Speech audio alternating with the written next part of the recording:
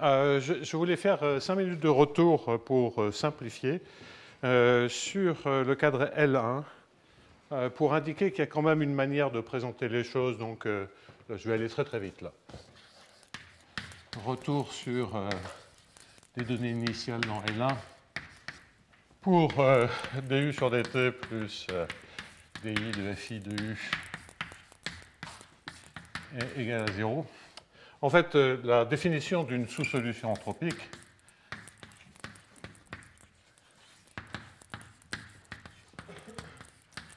pour un U qui est continu en temps à valeur dans L1, c'est simplement, c'est beaucoup plus simple, il suffit d'utiliser les troncatures, donc Tm de U plus di. Ça évite de...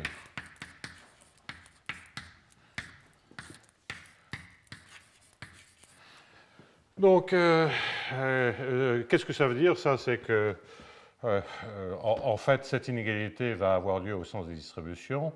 Elle va avoir lieu, évidemment, pour Tm de U, mais elle va avoir lieu aussi pour Tm de U sub k, quel que soit k réel, ce qui est d'ailleurs la même chose que Tm de U sub k. Toutes les troncatures commutent, et ici, évidemment, vous devez remplacer par Tm de U sub k. Et donc, dans la définition, c'est il existe une mesure bornée positive sur RD croix 0 à l'infini. Et tel qu'on est, cette inégalité étant entendu que pour k aussi, c'est comme si on multipliait par une fonction indicatrice. Bon, alors donc, ce que j'avais fait la semaine dernière, c'était de régulariser un peu les troncatures. Il est quand même utile que je rappelle qu'est-ce que c'est la troncature. ZFM sup moins m. Donc, j'avais un peu régularisé parce que pour démontrer l'existence d'un objet comme ceci, on met un epsilon laplacien. C'est grosso modo l'énergie associée à l'opération non linéaire. Donc, ça veut dire qu'il y a des dérivées secondes qui flottent, etc. En fait, ce n'est pas vraiment nécessaire en faisant une petite remarque. En effet, et je ne vais pas faire tous les détails, si on est au niveau de la méthode de viscosité évanescente, c'est-à-dire que l'on regarde cette équation-là, donc c'est effectivement un peu gênant d'exprimer précisément le reste dans l'équation lorsqu'on remplace u epsilon par Tm u epsilon. Donc je vais le faire formellement, étant entendu que ce que je vais écrire, on le justifie en régularisant Tm et puis en observant que grâce à une identité que je vais préciser, on a des bornes qui sont indépendantes de tout ce qu'on veut.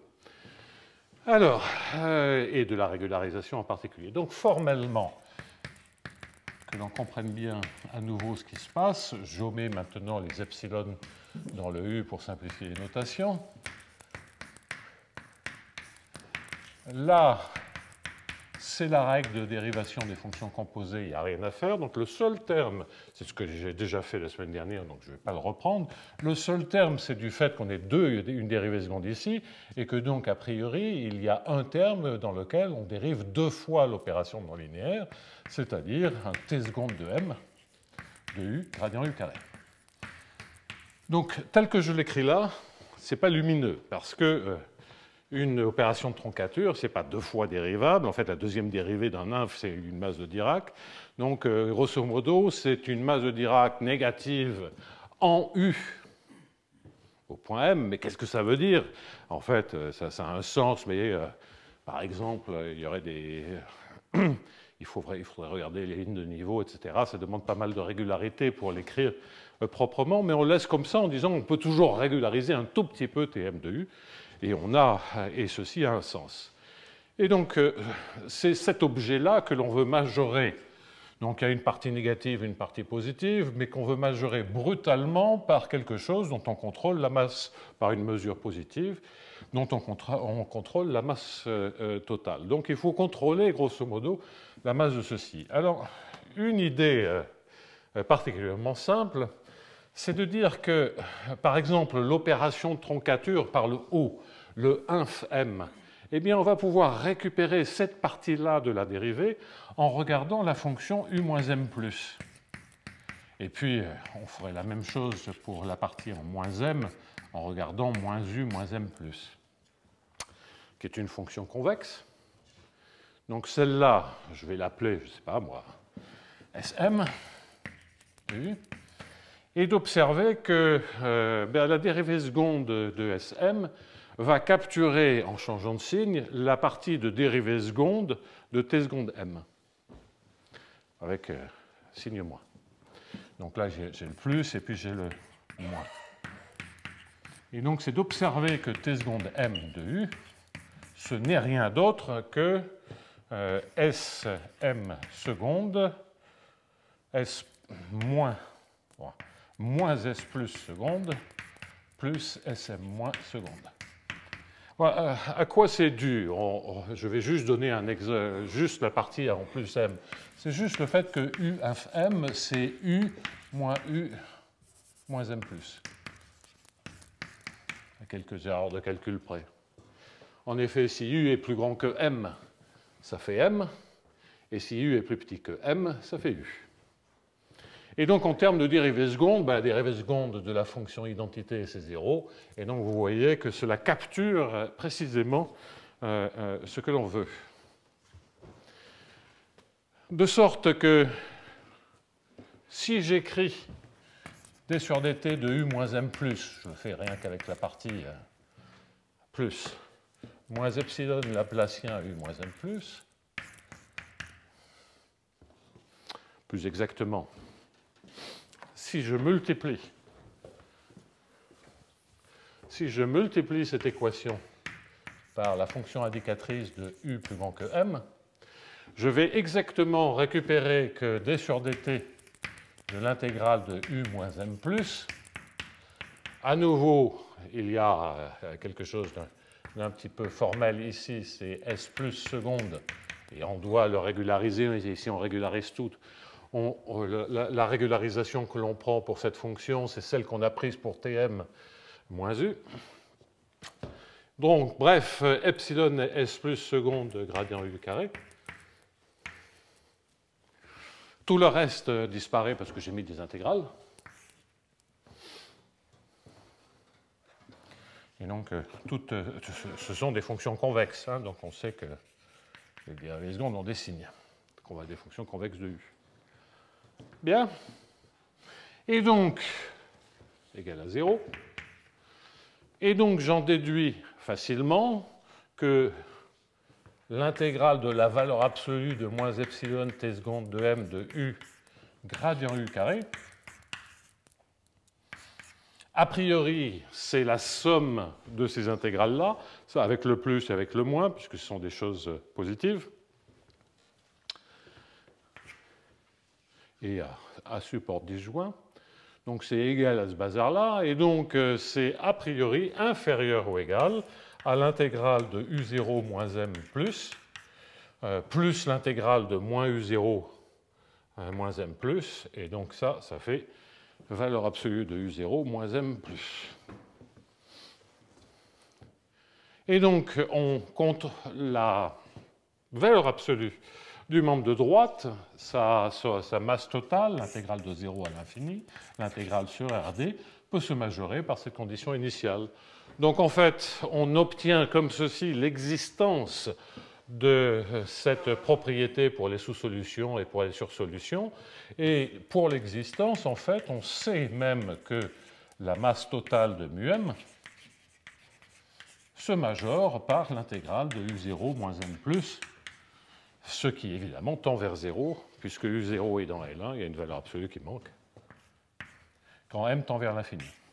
Donc c'est exactement ce que j'ai fait la semaine dernière, mais la semaine dernière, comme j'avais régularisé un peu les troncatures, au niveau de la régularisation, et ça oblige à changer un peu le flux, c'est quand même plus joli comme ça. Et donc l'idée, c'est simplement qu'on peut exactement borner ce terme-là en se servant de deux fonctions convexes qui isolent les deux troncatures que l'on fait en plus m et en moins m. Donc tout ceci marche très bien et on a simplement que la troncature est essentiellement une solution entropique du même problème, mais avec un second membre, μm, qui est une mesure bornée, et dont on contrôle la masse totale par l'intégrabilité de U0. Hein, puisque la manière dont ceci tend vers 0 est une mesure de l'intégrabilité de U0. Bien. Et qu'avoir un ensemble de fonctions dans L1, j'oublie les problèmes à l'infini, mais avoir un ensemble de fonctions dans L1 pour lesquelles ceci tend uniformément vers 0, c'est un critère d'équi-intégrabilité, d'uniforme intégrabilité. Tout ceci est équivalent. Bien, alors donc ça c'était le petit retour. Je reviens donc maintenant à un problème de conditions aux limites, disons dans un demi-espace, avec U égale à 0 au bord. Et donc, ce que l'on avait, c'était au moins formellement, donc déjà Dirichlet, suite. Et normalement, ça devrait être suite et fin aujourd'hui pour Dirichlet.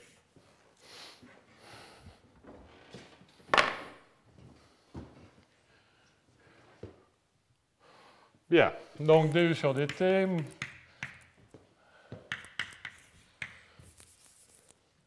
plus, allez, je vais changer de notation, FIU de x dérivé par rapport à xi égale à 0 pour x1 négatif, x' dans Rd-1, d supérieur ou égal à 1. Bien, et u égale à 0 sur le bord. Plus, bien entendu, u en t égale à 0 égale u0, qui est l'objectif qu'on va se fixer, ça sera L1 inter à l'infini. Bien.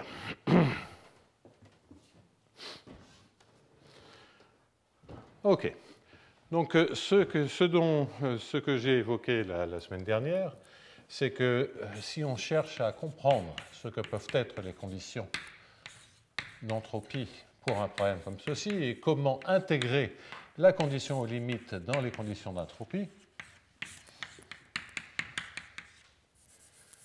eh bien, on se rend compte facilement que, bien entendu, on va définir sous-solution.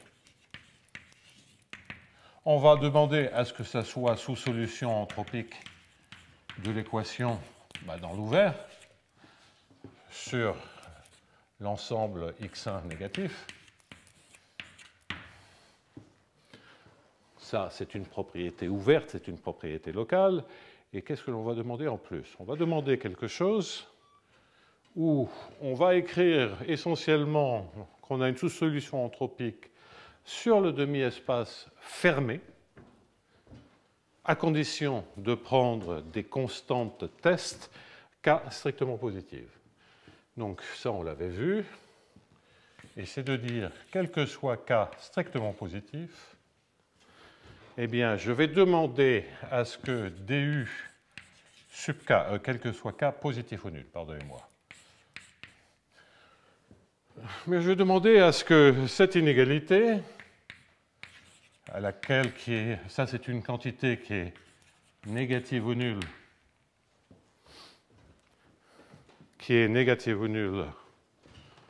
dans le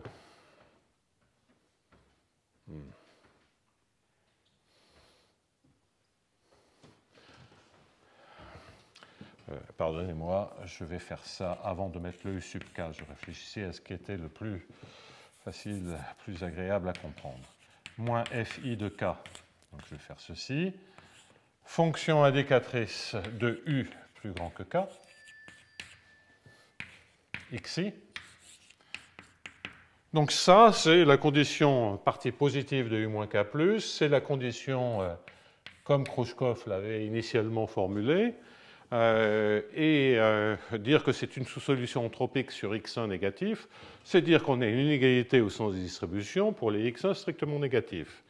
quand je dis que je veux que ça soit vrai jusqu'au bord, eh bien, je vais demander à ce que ceci, ça soit négatif ou nul, et il va falloir expliquer qu'est-ce que ça veut dire, sur x1 inférieur ou égal à 0. Et là, il y a x1 égal à 0 qui est contenu.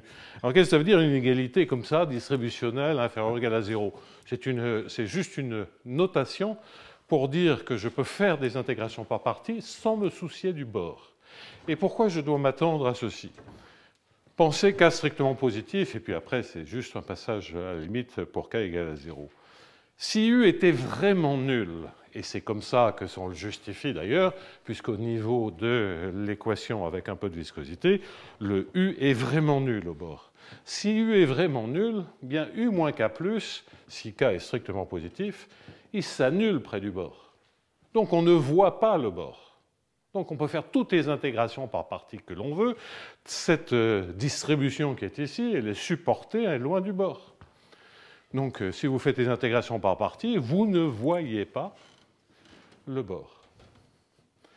Donc c'est naturel de s'attendre à cela. Et l'idée est donc de dire, bon, ben, on ne peut pas en général avoir vraiment u égale à 0, mais cette propriété, on va la garder, et formellement, on obtient ceci. On obtient cette propriété dans le cas, on obtient cette propriété dans à partir de la méthode de viscosité évanescente. Donc j'écris explicitement qu'est-ce que ça veut dire. Cela veut donc dire que quel que soit k positif, d sur dt, quel que soit phi positive, c'est infini à support compact, mais à support compact dans x1 négatif. Donc, qu'est-ce que ça veut dire une fonction à support compact dans un demi-plan fermé? Ça veut simplement dire que ça, c'est mon demi-plan. Et c'est de dire que la fonction est supportée dans une demi-boule suffisamment grande. En dehors de ça, ça vaut 0. Donc, il n'y a pas de souci à se faire par rapport à x' ou pour x1 très très négatif. Bien. Donc, c'est une fonction que de x. Ça, j'écris et je ne fais les intégrales qu'en x, c'est ça qui compte. Hein, les autres, ça n'a vraiment pas d'importance. Si je fais l'intégration par partie en oubliant le bord, cela veut donc dire que j'écris fi de u moins fi de k. 1 de u plus grand que k, et à nouveau plus grand, supérieur ou égal, tout ça c'est la même chose, fois phi xi, et c'est de demander que ceci, cette intégrale de x, bien que ceci soit négatif ou nul. Donc là, j'ai fait l'intégration par partie sans me soucier du bord, comme s'il n'y avait pas de bord. Bien. Donc c'est ça la définition précise de dire qu'on a cette inégalité au sens des distributions sur le fermé. Ou plus exactement sur la fermeture d'un ouvert. Alors ce genre de choses, on va les rencontrer assez souvent, parce que dès qu'on a des bords et qu'on a des phénomènes comme ça de propagation, ben, il peut y avoir des choses qui se passent au bord. Si on n'a pas de conditions aux limites, ben, ça veut dire que le bord, c'est comme si c'était un point intérieur. Et donc, dans le bilan, ben, on peut mettre le bord dedans. Alors, il y a eu des tentatives, je me rappelle, à des trucs il y a assez longtemps pour faire toute une théorie des distributions avec un bord, etc. Mais on n'a vraiment pas besoin de ça, c'est juste une convention d'écriture. Alors, ce n'est pas totalement inutile d'avoir l'autre point de vue. Donc, ça, c'est la définition précise. Donc, dorénavant, chaque fois que je dirais sur x1 négatif ou nul, c'est ça que ça veut dire. Ça veut dire que vous faites les intégrations par partie sans vous préoccuper du bord. Donc, ce que l'on a vu, on définit de la même manière sur-solution. Pour sur-solution, évidemment, quel que soit k positif devient quel que soit k négatif.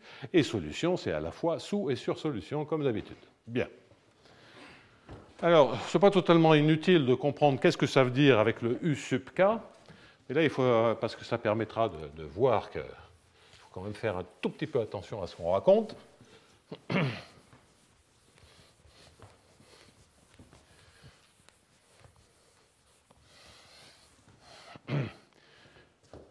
Donc, Ça, je le réécrirai dans un instant.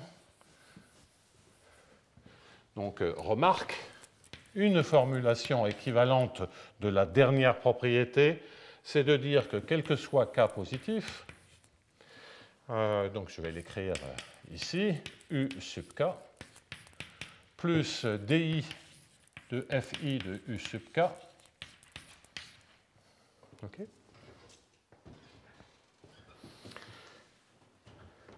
Avant, ce que je disais, c'est que le truc était nul près du bord, formellement. Donc, il n'y avait pas de terme de bord. On peut intégrer par partie. Là, en revanche, c'est un peu différent. Parce que si K est strictement positif et que U s'annule vraiment, eh bien, ça vaut K près du bord. Et donc, ce n'est pas nul près du bord, le flux. Et donc, il faut retrancher la trace du flux, qui est celui auquel on s'attend si on avait la bonne condition à limite. Et donc, c'est quelque chose qu'on a envie de noter, delta 0 de x1. Négatif ou nul, pour x1, pour négatif ou nul. Quand vous écrivez une inégalité au sens de distribution sur un demi-plan ouvert, mettre une masse de Dirac sur le bord, ça ne veut rien dire. Ça vaut 0. Là, en revanche, comme j'écris des inégalités sur un fermé, je peux voir une masse de Dirac sur le bord. Et ça, il y a plein de problèmes avec des dégénérescences où on a ce genre de gag. Je vérifiais que tu ne dormais pas.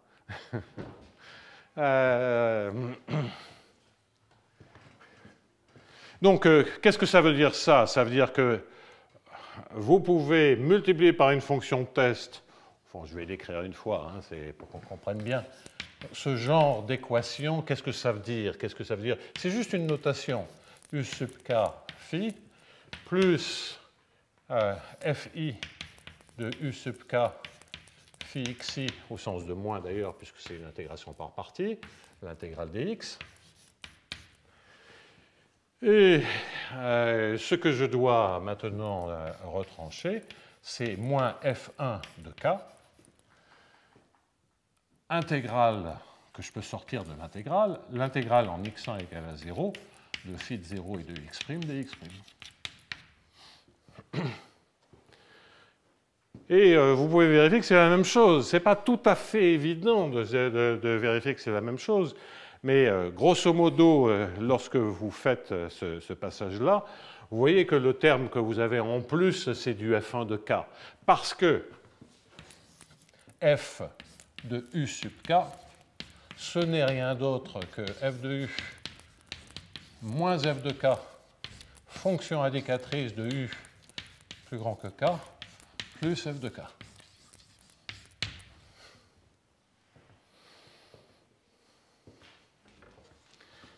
Et donc, effectivement, là-dedans, il vous manque le F1 de K, parce que les autres dérivés partiels pour I supérieur ou égal à 2, on s'en moque, puisque là, il n'y a pas de bord. En dx2, dx3, etc., il n'y a pas de bord, donc on peut faire toutes les intégrations par partie que l'on veut. Donc la seule chose, c'est en x1. Eh bien, en x1, vous avez quelque chose qui ne vaut pas 0 près du bord. Il y a du F1 ici, du F1 de K. Et lorsque vous faites l'intégration par partie, avec le signe moins, vous récupérez ce terme supplémentaire. Donc, on vérifie sans difficulté par une simple intégration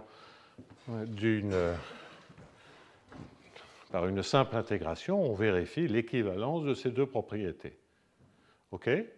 Donc, effectivement, on a ce terme supplémentaire au bord parce que les constantes ne sont pas solution du problème avec la condition aux limites. Les constantes sont solution de l'équation. Ça suffisait pour définir une sous-solution entropique dans l'espace tout entier. Mais ça vérifie U égale K au bord, pas lorsque je prends K comme solution, ça vérifie, c'est pas égal à 0 au bord. Donc voilà pourquoi je dois corriger le fait que ce ne soit pas la valeur au bord, et je corrige par quelque chose de constant. Donc quoi qu'il en soit, cette formulation est un peu moins évidente a priori, même si elle est, je pense, préférable à celle-ci, puisqu'on voit bien la distinction avec les équations. Et en tout cas, celle-ci, les deux étant équivalentes, je le répète, celle-ci, on voit bien comment elle sort lorsque D, on a approché le problème par viscosité évanescente et qu'on a exigé que U soit nul au bord, parce que tout simplement, ces fonctions sont nulles près du bord. Et donc, c'est normal qu'on puisse faire des intégrations par partie sans se soucier du bord. Bien. Donc là, ça y est, on a deviné, enfin, on n'a pas deviné, on a obtenu formellement des propriétés que doivent satisfaire des solutions qu'on attraperait comme limite de la méthode de viscosité évanescente. On a transformé ça en définition. Et la question est de savoir, est-ce que le problème est bien posé avec cette définition? Est-ce que ça suffit? Parce que si on compare avec ce qui était fait auparavant, et notamment, je pense à Félix Otto, il y a des entropies au bord, il y a 2 pages de définition, c'est pas du tout clair que il y a des conditions beaucoup plus compliquées au bord, c'est pas du tout clair que ça suffise. Si on a besoin de plein de trucs pour faire une théorie d'un côté, est-ce que ça, c'est un truc simple? Pourquoi ça suffirait? Bon, alors en fait, ça suffit. Et en fait, c'est beaucoup plus proche d'une formulation faible de ce qu'avaient fait Bardos, Nedelec-Leroux et des solutions de viscosité avec conditions de Neumann que les trucs d'Otto. Alors, je vais en fait commencer cette fois-ci par l'existence, dans le cas où la condition initiale est un peu mieux fichue, c'est-à-dire est dans BV. Donc je vais me débarrasser de ce point-là. Donc la partie existence. Et après, je conclurai, je vais faire des bouts de démonstration, et puis à la fin, je donnerai un théorème. Donc l'existence dans le cas où U0 est dans BV. Si j'ai après un bon résultat de comparaison, d'unicité, de contraction dans L1, je pourrais facilement passer d'un U0 dans BV à un U0 dans L1 inter L infini. Donc BV, ça n'entraîne pas forcément L infini, ça contient L1. Je vais mettre ici L infini, si on n'est pas en dimension 1. Bon. Alors, on approche par des U epsilon sur dt moins epsilon laplacien U epsilon plus di de fi U epsilon égale à 0, toujours pour x1 négatif. Là, je peux imposer en dur la condition au bord, parce que j'ai un laplacien, et je prends une condition initiale dans ce U0-là. Bon.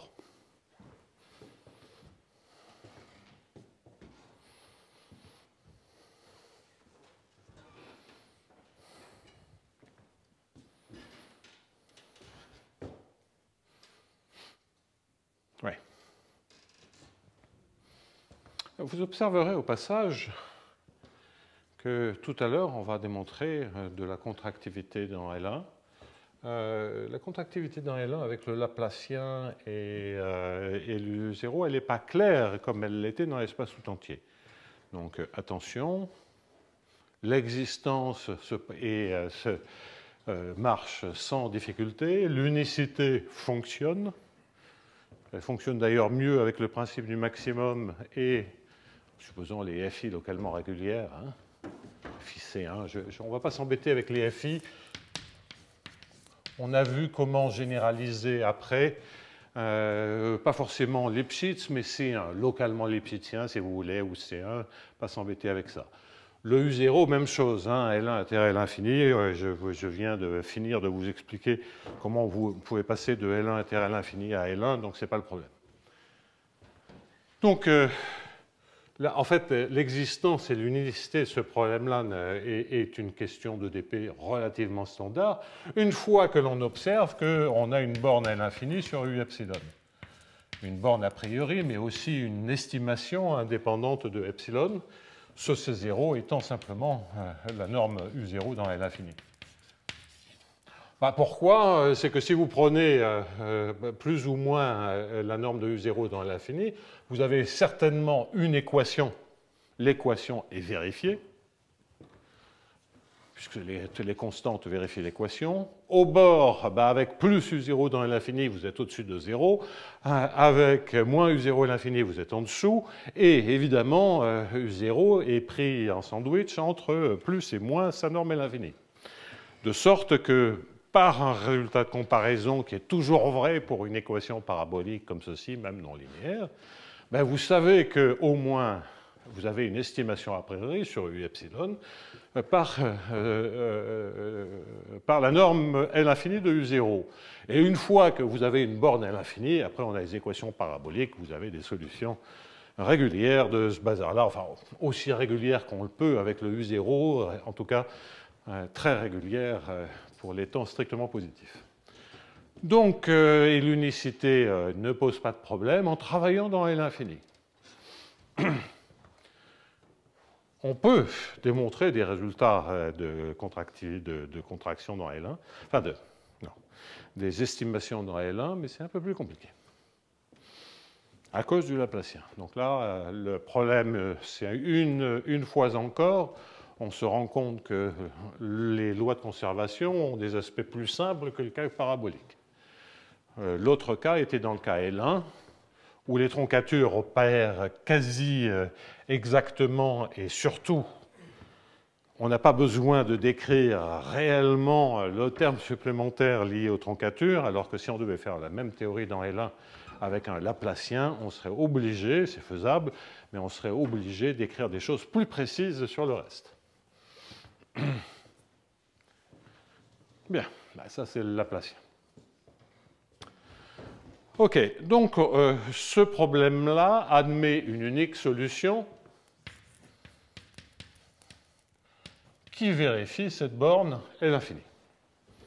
Et on a, disons, de la régularité, en tout cas si U0 est régulière, et en tout cas de la régularité pour tous les temps strictement positifs, comme de l'équation de la chaleur. Bon, je ne vais pas en dire plus, c'est standard, c'est classique. Il n'y a pas de difficulté particulière. Donc c'est toujours dangereux de dire c'est classique, parce qu'évidemment, il n'y a aucune référence où c'est écrit, et donc, bon, toujours les petits problèmes. Toujours les petits problèmes. Enfin là, il doit bien y en avoir quelque part, ça doit bien être écrit, ça. Mais je ne sais pas où. Parce que je ne suis pas sûr que je me souviens plus ce que Félix raconte là-dessus. Mais je ne suis pas sûr qu'il ne dise pas déjà lui aussi c'est classique. Donc, bon, effectivement, c'est classique. C'est le problème de l'analyse. On est très souvent, ce qui rend l'apprentissage un peu difficile pour les jeunes, c'est quand les jeunes viennent vous dire « Mais pourquoi c'est classique? Où est-ce que je peux trouver ça ?» Et la réponse est « Nulle part. » Parce qu'il y a des tonnes de choses qu'on a faites, qu'on a appris à faire, et que ça s'adapte. Donc, on sait que c'est vrai. C'est bizarre quand même quand on y réfléchit, hein. Surtout quand on se vante d'être rigoureux comme les mathématiciens s'en vantent. On ne peut pas aller dans une explication totalement détaillée, sinon on ne peut rien faire. Donc on est obligé de raisonner avec des acquis. Bon, enfin bref, allez, je m'égare.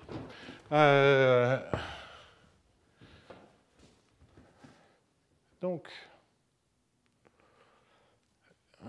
cela ne suffit pas pour conclure cette borne à l'infini, puisque ça voudrait dire que des convergences faibles, si on n'a que des bornes à l'infini, et qu'on a des termes non linéaires. Bien.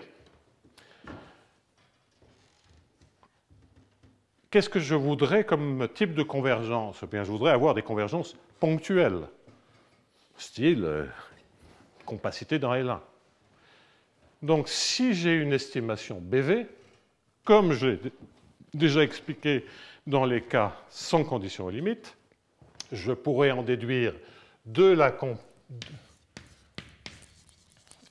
compacité, et de cette compacité, je pourrais déduire que cette famille, éventuellement, il faut extraire une sous-famille qui converge, maintenant ponctuellement, qui converge bien, vers une solution, et quand la convergence a lieu dans L1, eh bien, il n'y a pas de problème pour toutes ces intégrales que ce soit des inégalités, puisque derrière ces inégalités, il n'y a que du passage à la limite et dans des intégrales.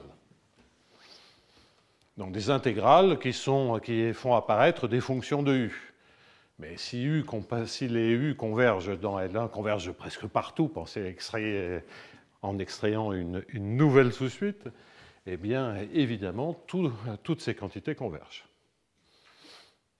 Ça converge presque partout et c'est borné. Donc, il n'y aura aucune difficulté pour passer à la limite si on a une estimation BV qui donne la compacité dont on a besoin pour pouvoir construire, pour pouvoir passer à la limite, disons, presque partout dans L1, comme vous voulez. Donc, estimation BV, elle entraîne l'existence, mais il faut la démontrer. Donc les U sont très réguliers. L'estimation BV, elle ne pose de problème que pour la partie de la dérivée qui est la partie normale au bord, c'est-à-dire la dérivée par rapport à x1. Par rapport à x', par rapport aux autres variables x', le problème est invariant par translation. Donc ça devrait poser moins de problèmes. Bon, je vais essayer de tout faire d'un coup, on va voir. J'omets les epsilon et j'écris formellement d sur dt de gradient U. Ouais. Non, je vais me planter, je vais aller trop vite.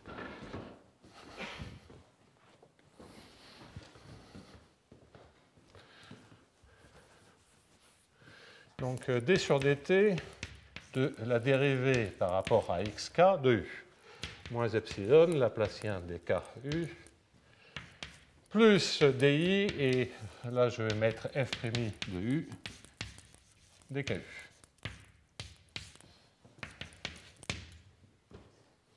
De manière à peu près correcte.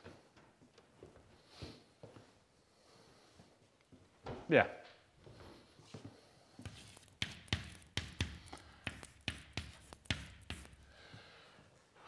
Gradient U par rapport à dku, c'est quoi? C'est si vous appelez pk dku, c'est la somme des pk carrés racine carrée.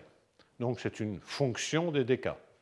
Donc comme c'est une fonction des dk, tout ce qui est dérivée première, règle de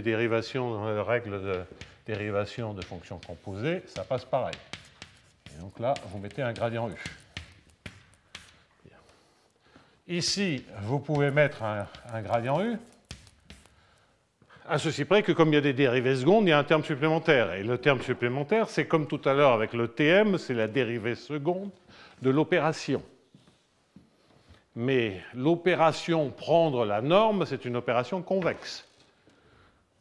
Donc, automatiquement, comme il y a un moins devant, moins dérivée seconde d'une fonction convexe, c'est négatif ou nul. Donc, on obtient inférieur ou égal à 0. Bon, alors je suis allé très vite, mais il n'y a pas de difficulté. Donc, on fait le calcul. Ça, c'est la convexité de gradient U, et puis le reste, c'est les dérivées premières.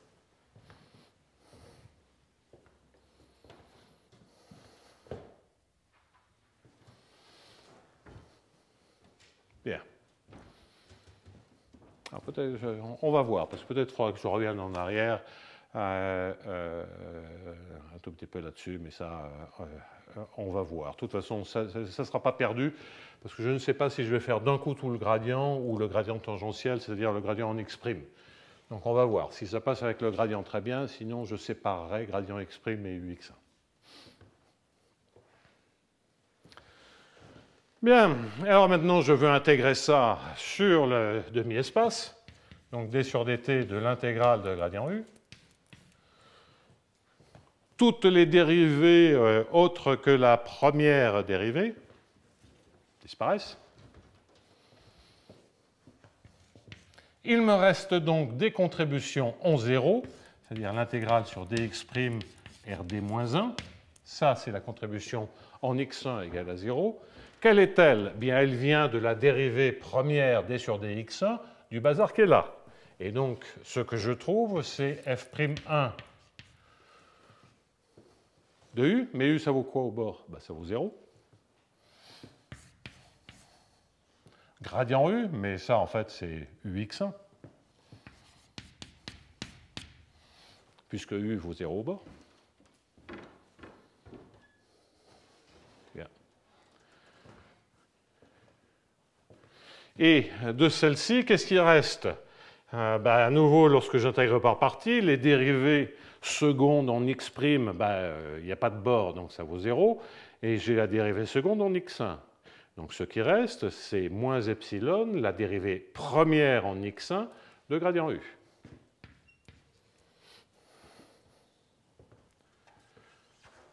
Donc la dérivée première de gradient U.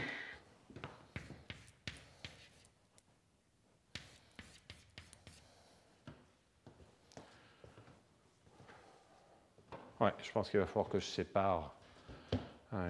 sépare, les dérivées.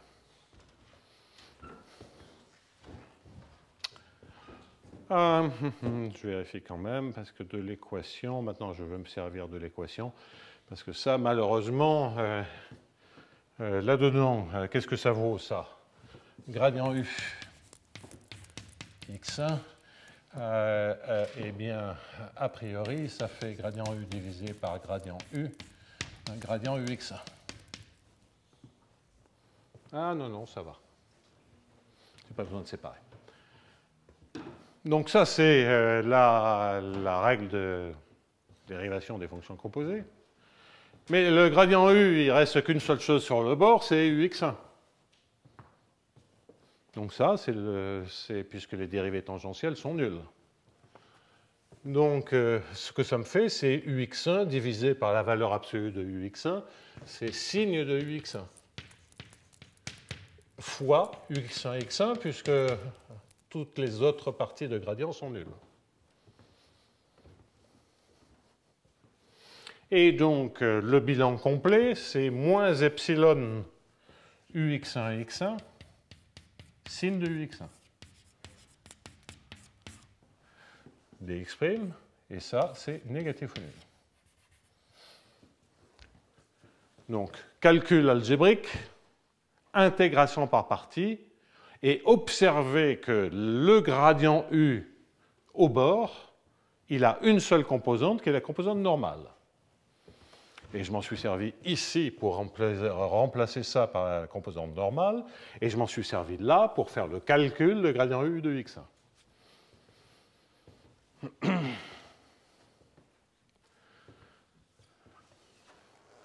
Donc on est presque au bout de nos peines, et vous voyez d'ailleurs que c'est un peu paradoxal, cette estimation BV. Je vais introduire un peu de confusion avant d'expliquer. Si vous faites epsilon égale à 0, c'est-à-dire que vous faites formellement une estimation à BV pour la loi de conservation, vous n'avez pas ce terme-là. Et vous êtes coincé avec un f'1 de 0 fois ux1, qui a priori vaut n'importe quoi. Donc pourquoi il y aurait une estimation BV formellement au niveau de la loi de conservation? Pas clair du tout. Et en fait, c'est pas clair parce que c'est pas vrai qu'on a on ne peut pas écrire un bilan BV facilement au niveau de la loi de conservation. Parce que U, il ne vaut pas 0 au bord. Et donc, la compensation avec ce qui reste à la limite dans ce bazar-là, il ne tend pas vers 0 au bord. Il n'y a aucune raison qu'il tende vers 0 parce que les dérivées secondes, elles explosent. Et donc, le bilan, il n'est pas clair. En revanche, lorsqu'on met un peu de viscosité, on va pouvoir détailler ce que vaut ce bazar-là, en se servant de l'équation. Alors là, je le fais vraiment en détail parce qu'on va retrouver, tout à la fin du cours, on va retrouver dans des cas d'interface, de singularité comme ça, dans des idées comme ça sur le bilan BV. Ça sera un peu plus compliqué. Donc là, on va le faire, c'est simple, on va le faire tranquillement.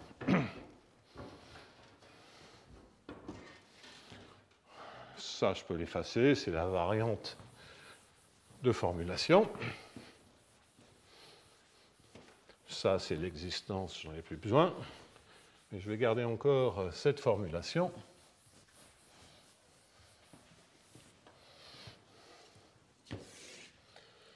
Donc, remarque 1, j'aurais pas dû effacer ça. Je voudrais qu'à la fin du cours ce matin, je voudrais que ce qui reste au tableau, ce soit vraiment que les points essentiels.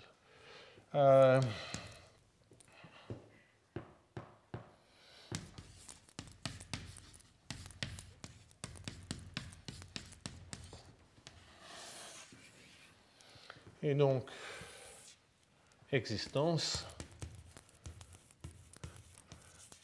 dans BV. C'est ce qu'on est en train de faire. Et pour être tout à fait précis, c'est U0 dans BV, intérêt à l'infini. Voilà, maintenant que j'ai fait un peu de place, je peux passer à l'analyse donc de l'expression qui apparaît ici. Et je vais pour ce faire écrire l'équation sur le bord. En x1 égale à 0, qu'est-ce qui se passe? U vaut 0, donc du sur dt vaut 0. Les dérivées tangentielles, x2, x2, enfin toutes les dérivées en x', ben ça vaut 0 puisque je dérive quelque chose qui est nul. Il me reste moins epsilon ux1, x1.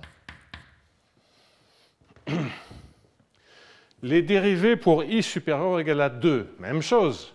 U vaut identiquement 0. Donc, les dérivées tangentielles valent 0. C'est la dérivée d'une constante. En revanche, la dérivée normale, ben, je ne peux pas dire, OK, c'est nul au bord, mais avant, ce n'est pas nul. Donc là, je dois faire un calcul. Je dérive ça pour 1. Ben, il me reste f'1, 0, fois ux1. Voilà ce qui reste de toute l'équation sur le bord devient ceci.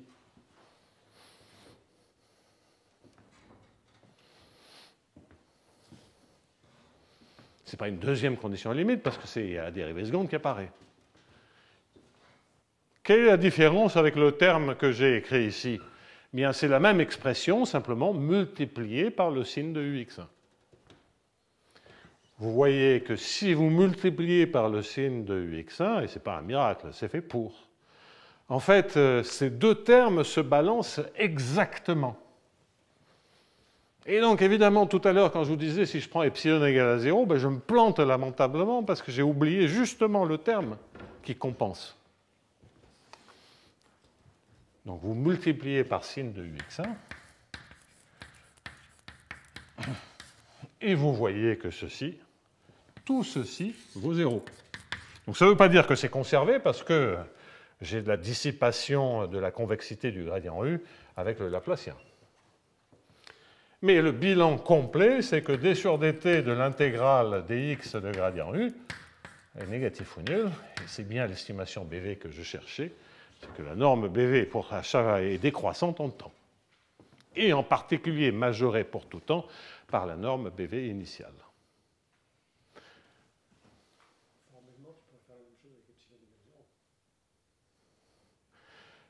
Si tu écris l'équation au bord. Voilà, c'est ça. Tu as bonne remarque. C'est vrai que déjà, pourquoi on ne pense pas à faire ça, mais tu as absolument raison. Donc la remarque de Claude, et il a raison de le faire remarquer, donc je vais quand même corriger ce point-là, c'est que si epsilon est égal à 0, on a ceci, mais si epsilon est égal à 0, on n'a que f'0, en écrivant l'équation au bord, on a f' de 0, ux1 égale à 0. Bon. La raison, c'est... il y a quand même une raison pour laquelle c'est que, en fait, même au niveau de la loi de conservation, il y a une trace de ça, de cet objet-là. Il y a une trace parce qu'on a une information de divergence. Donc si epsilon est égal à 0, celle d sur dt, pensez à un problème stationnaire en temps, donc je précise un tout petit peu ma pensée. On a que ici la divergence, il y a une information, il y a une mesure, donc grosso modo la divergence c'est comme dans une mesure. Et ça suffit pour avoir une trace intérieure. Pensons en dimension 1. En dimension 1, ça veut dire que D1 est une mesure. D1 est une mesure, c'est-à-dire BV, ça veut dire qu'il y a une limite intérieure. Et donc, la trace au bord, je peux toujours en parler. Écrire l'équation sur le bord, là, j'ai du mal. Donc, mais formellement, tu as absolument raison. Formellement, effectivement, ça marche aussi en écrivant l'équation au bord. Mais le point, c'est que si on le fait vraiment au niveau des lois de conservation, vu le manque de régularité, on peut écrire des bêtises. Là, avec le epsilon positif, on est sûr de notre coup. Donc vous voyez, équation plus le bilan, on a une estimation BV, estimation BV donne compacité, compacité donne existence. Donc on est toujours dans la partie relativement agréable, où on se dit, ouais, on a construit la formulation pour que ça soit, on a construit cette formulation pour que ça soit une conséquence de la méthode de viscosité évanescente, et la seule information qu'on vient de rajouter n'apporte aucune lumière sur cette formulation, elle dit simplement qu'on doit s'attendre à ce qu'il y ait un machin qui existe, puisque des estimations BV. Ce machin vérifie ça, on ne sait toujours pas si ça suffit ou pas. Alors avant d'expliquer les raisons pour lesquelles cela suffit, je vais commencer par faire comme si on était dans BV. Et en fait, c'est faire comme si, un peu comme Bardos, Nedelec-Leroux le faisait. Donc, essayer de comprendre qu'est-ce que c'est cette formulation.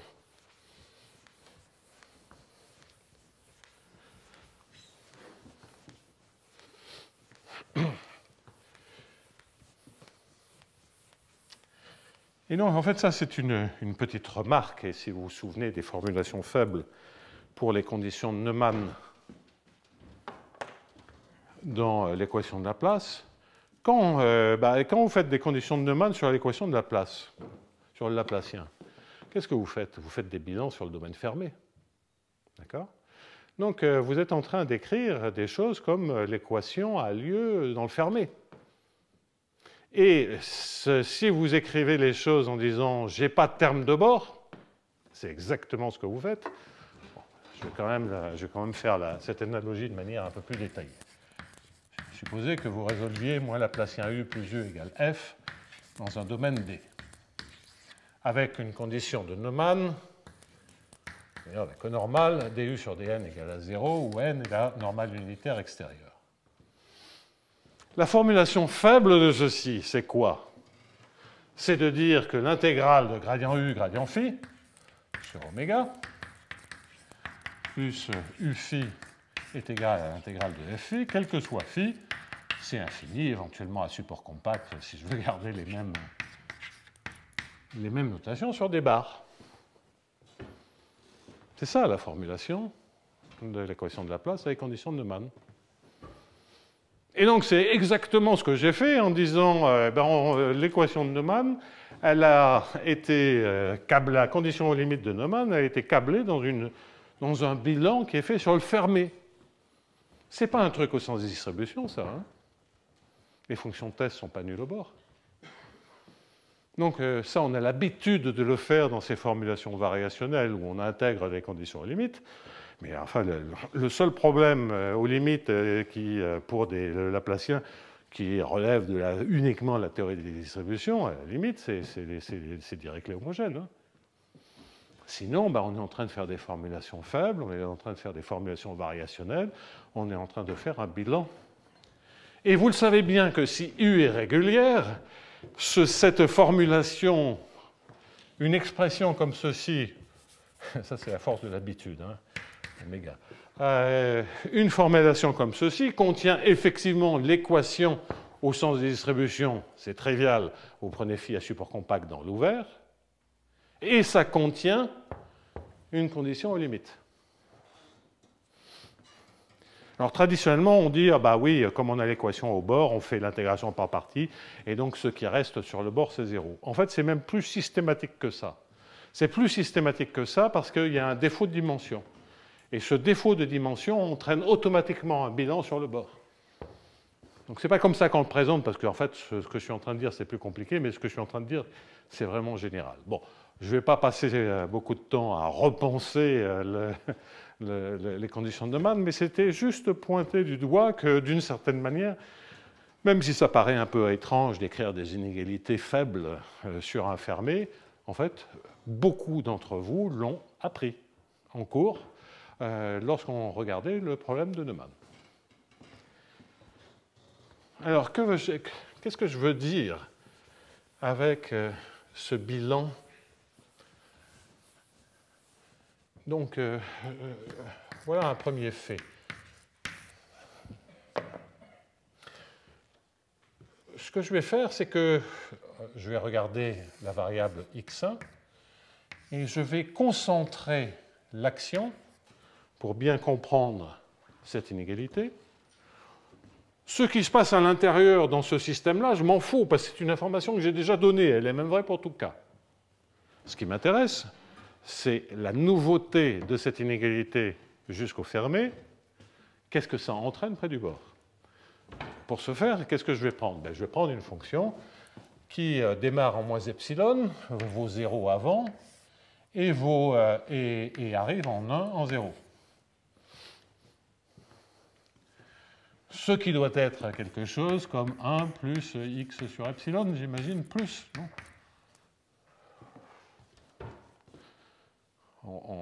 En x égale moins epsilon, ça vaut 0, c'est croissant, et ça vaut bien 1 en 0, donc c'est bon. Donc je concentre toute mon attention là. Je balance ça dans l'inégalité au sens des distributions ici. Enfin, au sens faible ici. Qu'est-ce que j'en déduis? J'en déduis que, quel que soit k positif, fixé, j'en déduis que d sur dt de l'intégrale de u moins k plus fois cette fonction test, auquel je vais donner un nom, je vais l'appeler qui epsilon. Bien, je reviendrai là-dessus. Elle ne dépend que de x1, pardonnez-moi, j'ai mis x, c'est x1. Donc, toutes les intégrations par partie dans les variables tangentielles, comme j'intègre, ça disparaît. Bon, je triche un peu à l'infini, mais c'est pas ça le point important. La dérivée qui reste par intégration par partie, c'est-à-dire par formulation faible de cette inégalité, je sais que j'écris le bilan intégral comme s'il n'y avait pas de bord. En d'autres termes, je dois simplement regarder moins f1 de u moins f1 de k, fonction indicatrice de u plus grand que k, fois la dérivée par rapport à x1 de qui epsilon, bien cette dérivée, c'est 1 sur epsilon. Et c'est sur la zone où x1 est compris entre moins epsilon et 0. De la même façon, ici, cette intégrale est comprise entre pour les x1 qui sont compris entre moins epsilon et 0. Donc c'est une intégrale volumique d'une fonction L1 sur une bande de taille epsilon. C'est volumique. C'est ce que je disais avec des termes de dimensions différentes. Là aussi c'est volumique, mais j'ai un 1 sur epsilon devant. Vous en déduisez donc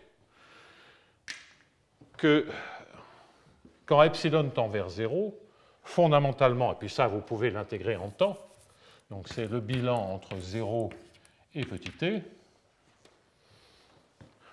Normalement il faut garder le d sur dt, mais peu importe.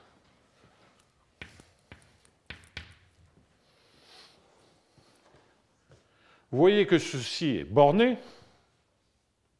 Non seulement c'est borné, mais ça tend vers 0, quand epsilon tend vers 0. Donc ceci tend uniformément tend vers 0. quand epsilon tend vers 0. Et donc, tout ceci est négatif ou nul. Donc si je le fais passer de l'autre côté, j'en déduis donc, et c'est même uniforme en temps, que la Lim-inf uniformément en temps, puisque j'ai intégré en temps, je garde l'uniformité, de l'intégrale de 0 à t de l'intégrale de x1 compris entre moins epsilon et 0, j'ai juste un peu épaissi le bord, si vous voulez, de f1 de u moins f1 de k, 1 de u plus grand que k, est positif ou nul.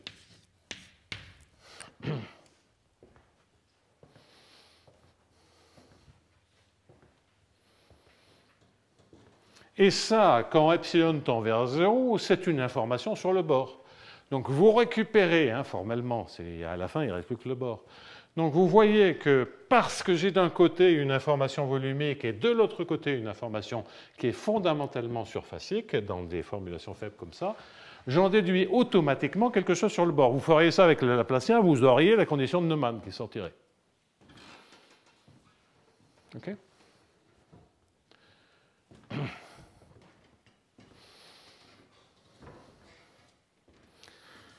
Ce qui d'ailleurs au passage, je montrerai des choses pour des problèmes,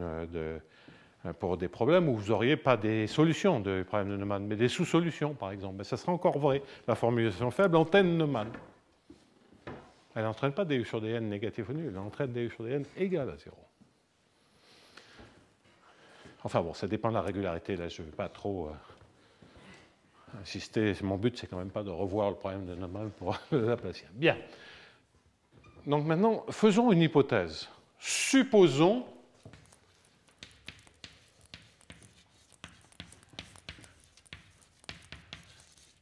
que U appartienne à BV.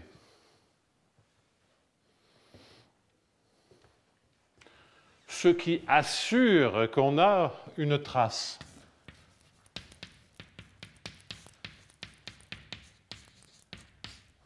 En un sens faible. C'est une trace intérieure. Ou simplement supposer que l'on puisse définir des limites du U en 0. Que j'ai suffisamment d'informations sur la solution, ce qui est le cas évidemment si elle est continue, mais enfin dire que on va supposer pour une loi de conservation que la solution est continue, c'est un peu dur. Mais si BV vous met mal à l'aise, pensez fonction continue. Bien, vous déduisez de ceci très facilement, d'autant plus que je peux garder des fonctions test en x'. Donc là j'ai fait un argument qui, stricto sensu, tel que je l'écris, n'est valable. Il faudrait vraiment que je mette, pardonnez-moi, une fonction phi de x', fonction à support compact de x'. Ça ne change rien au terme. Bon, je vais la réexpliquer dans un instant. Parce que là, j'ai sauté trop d'étapes. Donc, supposons que U soit dans BV. Eh bien, ce que je prétends que ceci entraîne, je vais expliquer tout à l'heure que je peux glisser une fonction dans x'. Eh bien, cela entraîne que f1 de U moins f1 de K est positif ou nul si U est supérieur ou égal à K. Et là, ce qu'on reconnaît, c'est les conditions, quel que soit K positif ou nul.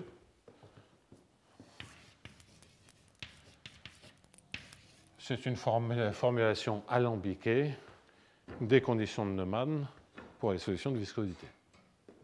Et c'est la condition de Barnos, Nedelec, Leroux. C'est comme ça qu'il avait formulé. Il dit, on a des trucs dans BV, on en déduit une trace, et à ce moment-là, c'est ça la bonne condition. Ben oui, ils avaient raison. Et Félix Otto a fait un truc quand même vachement compliqué, mais dans lequel il se sert assez systématiquement qu'on n'a pas des traces, mais qu'on a plein de choses qui convergent quand même, parce que toutes ces quantités, donc dès que je remplace la trace sur le bord par des intégrales sur de petites bandes, ça existe, et par l'équation, ça a une limite. Donc on n'a pas de trace, mais on a toutes les propriétés dont on a besoin avec de la trace avec de telles petites intégrales. Bien.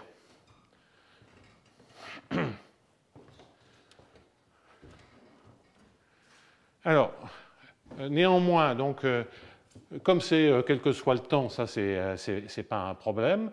En revanche, d'une information sur une intégrale, j'ai traduit une information ponctuelle, et il y a quand même ici une intégrale en x1 égale à 0, ben ça c'est clair, hein, c'est 1 sur epsilon de cette moyenne, donc à la fin ça se concentre en 0, mais il y a le dx', donc là je charrie un peu, c'est parce que j'ai oublié toutes les variables. Alors si je reprends la démonstration et que je multiplie maintenant par cette fonction en x1 et une fonction test positive à support compact dans RD-1, c'est-à-dire la fonction de x'. Donc ça veut dire, je vais mettre en rouge pour qu'on voit ce que je rajoute. Puis je peux toujours faire semblant de dire que c'était un oubli volontaire pour faire simple. En fait, ce n'est pas du tout volontaire. Phi de x'. Alors bien entendu, j'ai un terme supplémentaire que je ne dois pas oublier, qui est le terme, mais qui lui aussi est un terme volumique sur une bande et qui est un terme en moins...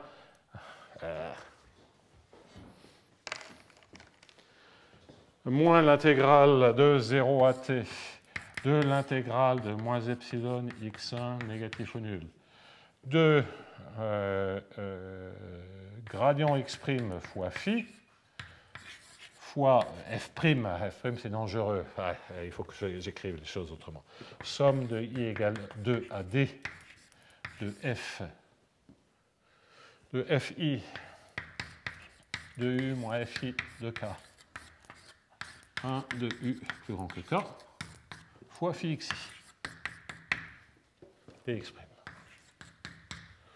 Mais vous voyez que là aussi, quand j'ai dit que ceci tendait vers 0, ben, ça reste toujours vrai. Intégration en x'. Ceci, ça tend vers 0 aussi quand epsilon tend vers 0. Ça ne change rien. C'est une intégrale volumique sur une petite bande. Le truc ici est intégrable. Et donc, ce que j'en déduis, c'est que j'ai cette information avec un phi de x' quelconque. Et donc, ça veut bien dire que j'ai une information ponctuelle et pas intégrale.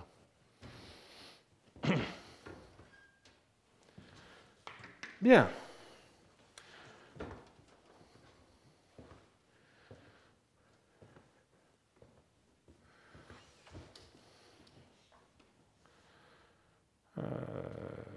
Ouais. Quel que soit k, positif, u moins k. Donc, si on veut faire un lien avec les solutions de viscosité, une manière de dire ça, étant entendu qu'il faut penser qu'on a changé, qu'il faut changer la différence, c'est qu'on peut se dire que pour une sous-solution, donc attention, ça paraîtra un peu bizarre, mais pour une sous-solution, ça fait max de f1 de u moins f1 de k, u moins k, au bord qui est positif ou nul, quel que soit k, positif ou nul.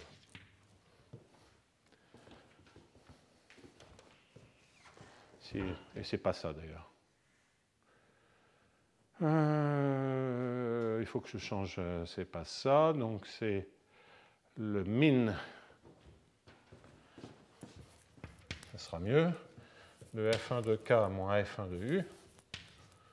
On va y arriver. Hein. f1 de k moins f1 de u qui est négatif ou nul, quel que soit k, positif ou nul. En effet, si u est plus petit que k, ben ça c'est négatif, c'est bon. Et si u est plus grand que k, on a bien dit que ça était négatif ou nul. Et ça, c'est vraiment la formulation des conditions de Neumann pour les solutions de viscosité lorsque je sais que j'ai une dérivée normale.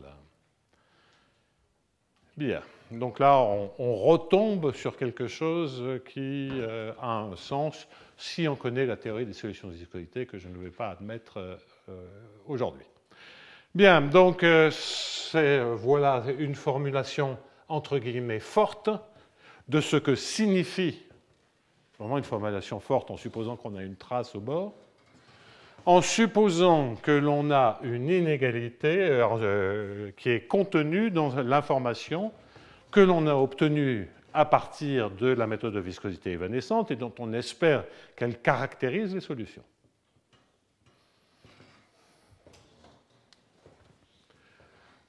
Bien.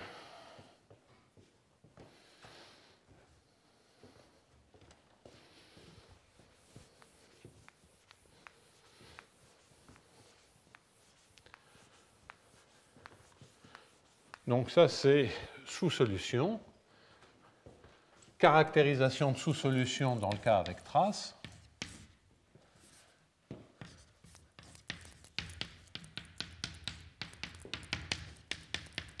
En sachant que là, tout ce que je viens de dire, en fait, on n'a pas besoin vraiment de traces, il suffit d'écrire de telles intégrales sur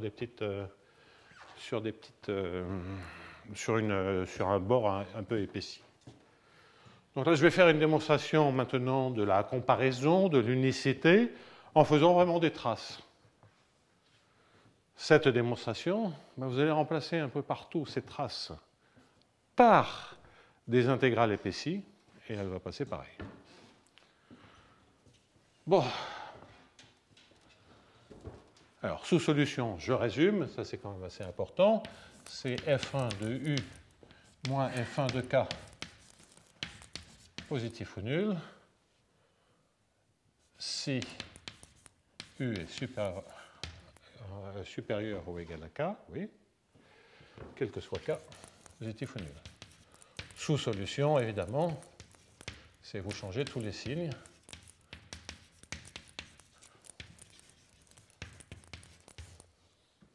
Sous-solution, je vais l'appeler V. Sur-solution.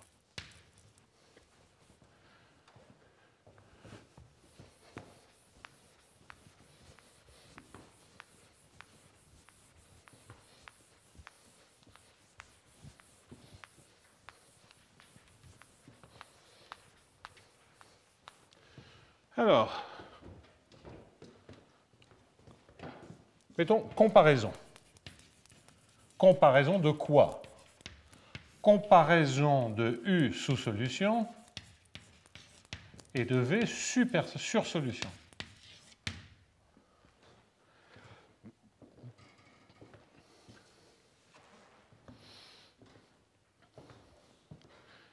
Je prétends que d sur dt de l'intégrale de U moins V plus est négatif ou nul. Bon, si j'ai ça, cela veut dire que j'ai un principe de comparaison, que j'ai l'unicité, j'ai tout ce que je veux. Donc je le répète, je vais le faire avec les traces.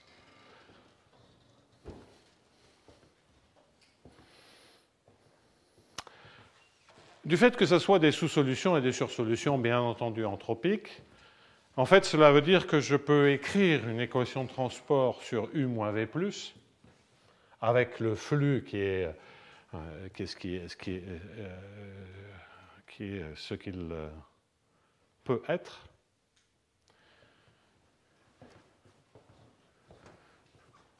Donc, la démonstration intérieure me dit que d sur dt de U moins V+, plus dxi de fi de U moins fi de V U moins V fois U moins V plus est égal inférieur ou égal à 0 sans distribution. Ça, c'est la démonstration de Krouchkov. Hein. C'est la démonstration de Krouchkov que j'ai refaite en cours. Je pourrais vous faire l'analogue avec des U sub V, etc. Hein. Mais c'est exactement ce qu'on a vu. On double les variables et puis après, on multiplie par ρ epsilon de x moins y et c'est ce qu'on obtient. Si on veut garder une information locale au lieu d'écrire un bilan sur les intégrales. Donc ça, si on regarde la démonstration que l'on a faite, démonstration de Krouchkov, mais sans tuer tous ces termes-là, en disant l'intégrale vaut 0, quoi, puisque c'est une dérivée.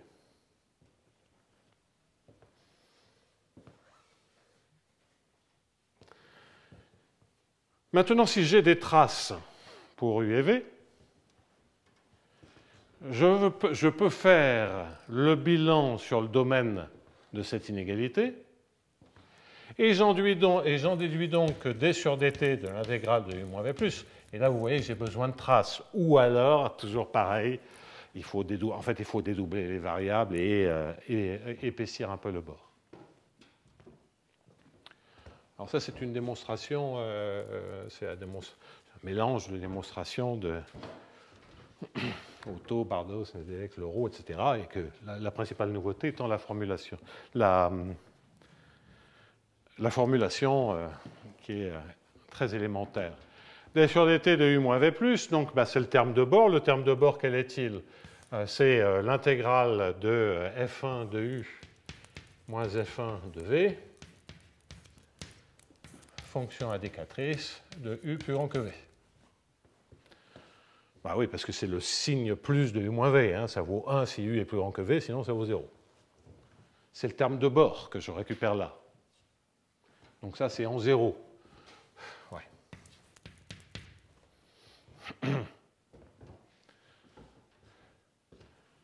Bien.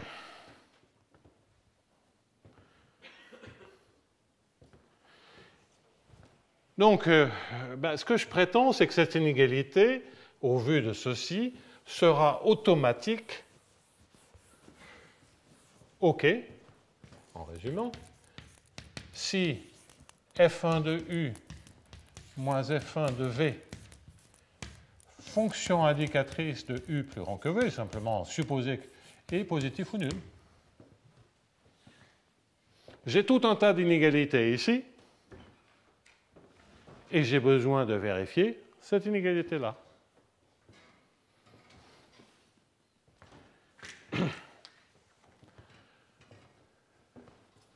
Donc je suis automatiquement dans une situation où U est plus grand que V. Ben, si V est positif,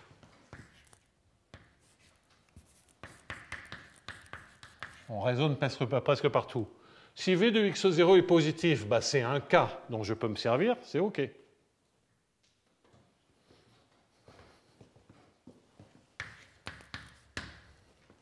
C'est cette définition. Si U est négatif, c'est la formulation en U. Je me sers de l'inégalité pour U. Si U de x0 est négatif ou nul, c'est OK, je me sers de l'inégalité pour V. Et donc le seul cas où je ne déduis pas instantanément que c'est vrai, c'est quel cas? C'est quand U de x0 est strictement positif et strictement plus grand que V de x0.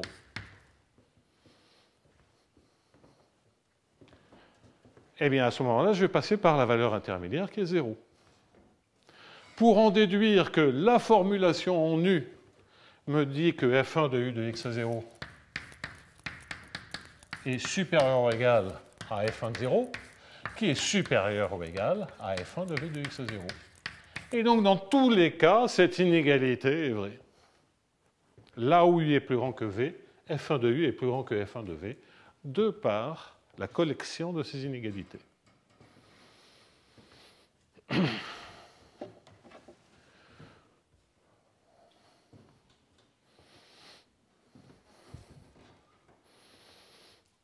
Alors, c'est une démonstration qui est grosso modo en dimension 1, ce que faisait Bardos, Nedelec, Leroux.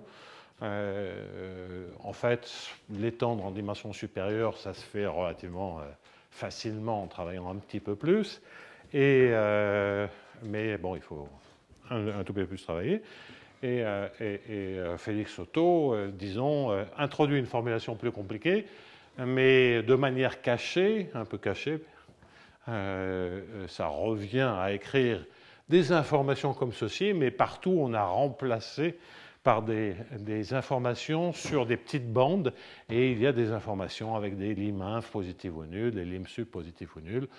Donc c'est pas très facile à comprendre, à suivre, mais en fait, on a un point de vue qui intègre tout ceci, même si dans la démonstration, une manière de faire la démonstration de la comparaison, c'est de remplacer ces traces par des intégrales sur des petits volumes.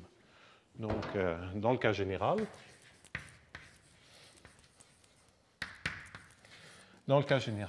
c'est remplacer trace par 1 sur epsilon, l'intégrale de x1 moins epsilon 0. Bon, en fait, il en faut un peu plus parce qu'il faut doubler les variables, mais vous voyez que le profil que j'ai pris avec une dérivée en 1 sur epsilon qui va de 0 à 1, c'est totalement arbitraire. J'ai pris ce profil-là. J'aurais pu prendre un profil parabolique. Je peux le décaler un peu avant, un peu après. Typiquement, ça peut être ce profil-là convolé avec un petit ρ epsilon de x moins y, etc., etc. Ce que l'on veut, c'est qu'il soit nul pour x, disons, plus petit, pour x1 plus petit qu'une constante fois epsilon, qu'il fasse 1 là, et que ce soit croissant. C'est pour avoir la cohérence de signes, c'est important. Donc j'ai énormément de flexibilité dans la définition des intégrales sur ces petites bandes.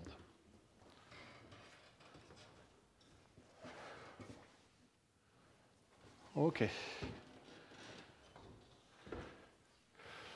Alors, ce que je vais plutôt faire, c'est vous montrer un argument plus élégant qui néanmoins présente une difficulté qu'il faut à nouveau résoudre en comparant, en analysant des termes qui sont sur des petits volumes, mais c'est juste une justification de l'éclatement de la fonction de régularisation de doublement de variables, et c'est une démonstration qui est beaucoup plus proche de la démonstration des solutions de viscosité, parce que dans la démonstration des solutions de viscosité, là, ce que j'ai fait là, ça voudrait dire, je suppose que j'ai une sorte de dérivée normale, c'est-à-dire que avoir une limite intérieure, ça veut dire quoi? C'est qu'on prend des taux de variation dans la direction normale et on dit, je suppose que ces taux de variation ont une limite. Ça veut d'une certaine manière que c'est différenciable dans la direction normale. Bon, alors on peut faire une démonstration de l'unicité des solutions de viscosité en faisant cette hypothèse, mais c'est une hypothèse qu'on n'a pas envie de faire et dont on n'a pas besoin pour démontrer l'unicité. En fait, pour démontrer l'unicité, on se rend compte qu'à des petits points techniques près, la démonstration de l'unicité classique fonctionne lorsque le domaine est convexe, ou en tout cas dans un demi-espace. Bon, il faut faire un tout petit peu attention, se servir bien de ces inégalités. Donc, c'est un peu plus simple pour les solutions de viscosité que pour les lois de conservation, parce que c'est ponctuel. Donc, on peut manipuler à dire x moins y à un signe si x est sur le bord et y est à l'intérieur. Bon, ça aide beaucoup. Pour les solutions de viscosité, pour les lois de conservation, ça paraît un peu plus difficile, mais je n'exclus pas que la démonstration un peu plus élégante que je vais vous présenter ne puisse pas encore être rendue encore plus simple et plus élégante, notamment parce que je vais omettre un point technique déplaisant. Donc l'idée d'une démonstration beaucoup plus simple, beaucoup plus simple, parce que là j'ai mis sous le tapis toute la modification, avec les traces, la démonstration est finie et complète. Dans le cas général, j'ai un peu mis ça sous le tapis. Hein. Ça paraît raisonnable puisqu'on a toutes ces informations sur les intégrales surfaciques et que ce sont des inégalités relativement simples. Hein. Donc on doit comparer u de x, 0 et v de y, et puis lorsque v de y est positif ou nul, ça marche, on n'a pas de souci à se faire. Lorsque u est négatif ou nul, ça marche, il n'y a pas de souci à se faire. Et lorsqu'ils sont de chaque côté, on passe par 0. On aurait doublé les variables, ce serait pareil. Donc, modulo le caractère un peu déplaisant et remplir des tableaux, et ça, j'ai pas envie, vu mon état, c'est exactement la même chose. Hein. C'est lorsque vous écrivez u de x moins v de y moins f1 de v de y, 1 de u de x plus grand que v de y, lorsque v est positif ou nul, bah, c'est d'ailleurs ce que je vais faire maintenant. Donc, lorsque je fais autre technique de démonstration, donc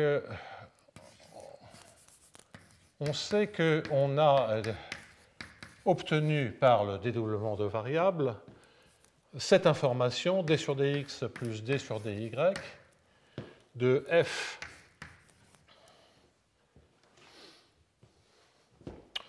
je vais faire ça comme s'il n'y avait qu'une... les directions tangentielles, elles comptent pour du beurre, puisqu'on peut intégrer par partie sans problème et tout.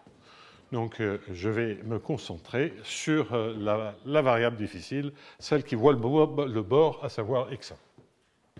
Donc, f1 de u de x moins f1 de v de y, que je ne sais pas où j'en suis en parenthèse, 1 de u de x plus grand que v de y.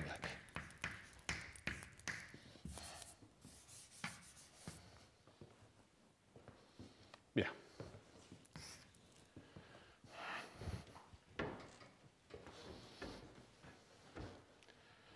Et je vais décomposer ce truc-là dans les 3 morceaux dont je viens de vous parler.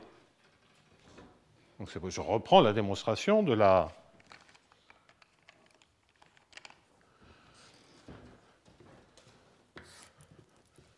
Je prends tout ça et je glisse maintenant 1 de u de x plus grand que v de y, positif ou nul. Là, c'était le premier cas. Je glisse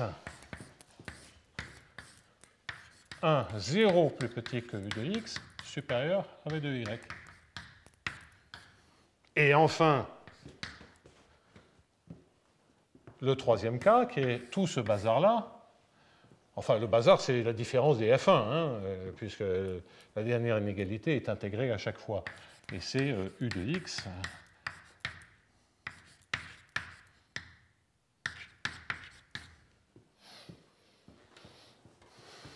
Voilà. Et on va les traiter de manière un peu différente. Donc, je vais vous expliquer l'idée. Alors, évidemment... Dans ce cas-là, celui-ci, on le coupe en deux, c'est ce qu'on a appris.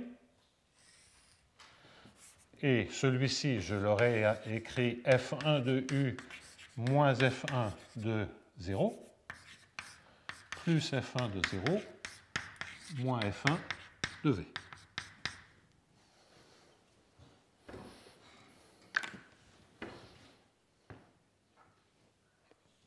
On est bon.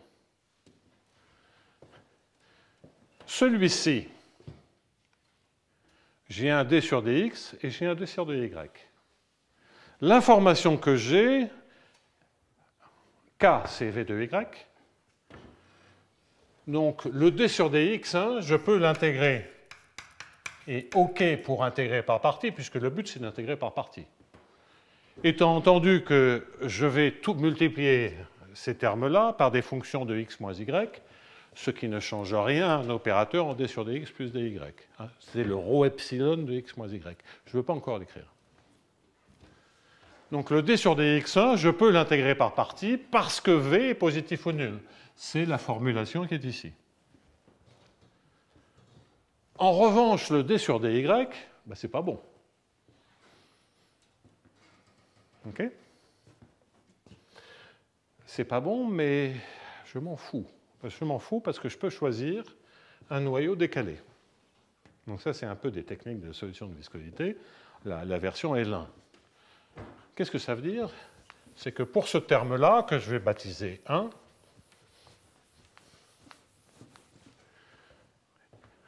et puis il faudra le faire aussi pour ce terme-là, avec le f1 de 0, u positif, c'est quand je me sers de l'information en U, ben, la dérivée par rapport à x marche bien, donc ça c'est le terme 1, ça c'est le terme 2, ça c'est le terme 3, et ça c'est le terme 4. Le terme 1 et 3 sont des situations où on veut se servir de l'aspect sous-solution entropique, avec un cas qui est sous-bien, qui se trouve dans tous les cas de figure, V plus être égal à V plus de Y. Donc pour 1 et 3, c'est OK, avec K égale V plus de Y. Mais j'ai un D sur DY. Et donc là, je me sers d'un noyau ρ epsilon de x moins y, ρ epsilon de x moins y, que je vais baptiser moins, dans lequel ce que je veux, donc un noyau ρ epsilon, c'est une cloche comme ceci qui tend vers une masse de Dirac. Le ρ plus, ça c'est ρ epsilon. Le ρ plus epsilon, c'est juste de le décaler comme ceci. Et le ρ moins epsilon, évidemment, c'est de le décaler comme cela. Donc, très précisément, si ρ epsilon, c'est epsilon ρ de point sur epsilon, puisque c'est uniquement en dimension 1, c'est dans la direction normale, les intégrales en x' ne jouent absolument aucun rôle. Si je mettais un 1 sur epsilon, ce ne serait pas plus mal. Ça, c'est mon ρ epsilon, et ρ plus ou moins epsilon. Eh bien, alors je normalise ρ positif ou nul, pardonnez-moi. Support de ρ compris est contenu dans moins 1, 1. Et l'intégrale de ρ est égale à 1. Et donc, ρ plus ou moins epsilon, c'est juste ρ décalé de epsilon. Hein. C'est ρ epsilon de point. Alors, le plus en 0, il vaut 0, donc, ouais, je ne m'en sortirai pas là. Plus ou moins epsilon. Donc, c'est là de plus epsilon. Donc, je crois que c'est moins plus. Enfin, là, mon état ne me permet même plus de faire une translation. Oui, c'est moins plus. Donc, qu'est-ce que ça veut dire? Ça veut dire qu'on peut jouer un tout petit peu en faisant une erreur très faible. Donc, cette erreur, il faudra quand même la mesurer tout au bout, mais je vais glisser là-dessus. Et on peut la mesurer toujours grâce à ces termes d'intégrale sur les volumes. Le fait qu'on n'ait pas exactement le même ρ epsilon pour tous les termes. Mais je vais vous montrer le point crucial. Le point crucial, c'est qu'effectivement, on peut faire les intégrations par partie en se servant des définitions et en jouant sur la partie où la définition n'opère pas avec le support de ρ epsilon. Donc là, ces points-là pour le d sur dy1, cela va être OK pour 1 et 3 en me servant de ρ epsilon plus de x1 moins y1. De sorte que si je multiplie par ρ epsilon de x1 moins y1 ces termes-là, je peux rentrer le ρ epsilon dans le d sur dx1 plus d sur dy1, ça ne pose pas de problème. Et j'ai le droit d'écrire une inégalité sur le fermé, parce que c'est la définition pour U, et parce que c'est le cas pour Y1, parce que le support de ρ epsilon, il est entre maintenant, si je vais mettre l'ouvert pour qu'on n'ait vraiment pas de souci avec le bord, ça veut donc dire que le support de ρ plus epsilon, il est contenu dans 0, 2 epsilon, au lieu d'être contenu dans moins epsilon plus 2 epsilon. En d'autres termes, cela veut dire quoi? C'est que les x1 et les y1 qui comptent, ils sont comme ceci.